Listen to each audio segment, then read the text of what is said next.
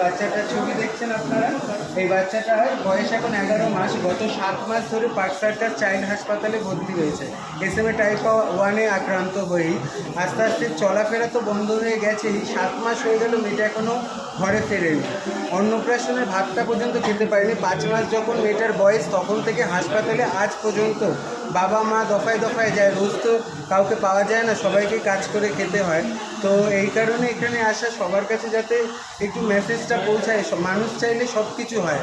যদি কাচের গ্লাসে হলুদ গোলা যদি ভাইরাল হতে পারে, এই বাবা মাগুলোর আর্তনাদও ভাইরাল হওয়া উচিত বলে আমি মনে করি।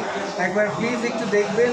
আর এখানে দেখুন, আজকের দিনে সোশ্যাল মিডিয়া কিন্তু একটা মর্মান্তিক জায়গা। আমরা তো অনেকের পেছনে শুনছি যে 16 কোটি অনেক এরকম সজ্জাত শিশুকে বাঁচিয়েছি, তা আসি না। আজকের দিনে একটা অদ্রিতা মণ্ডল স্পাইনাল মাস্কুলার, এটা কিন্তু একটা খুব গুরুতর এবং খুব একটা কঠিন রোগ। তো আজকের এই একদম শয্যাশায়ী বাচ্চাটার আজকে একটা মরণ ব্যাধিতে ঘুরছে।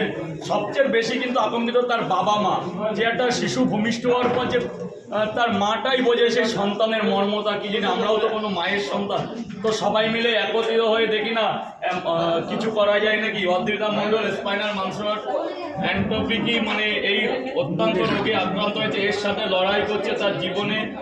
মানে এমন একটা ইঞ্জেকশনের প্রয়োজন, তার জন্য চাই হচ্ছে আমাদের 16 কোটি টাকা, যেটা এই রোগটাও কিন্তু এখন পপুলারই হয়ে গেছে। তো 16 কোটি টাকা ব্যয়বহুল করার মতন ক্ষমতা কিন্তু এনাদের নেই।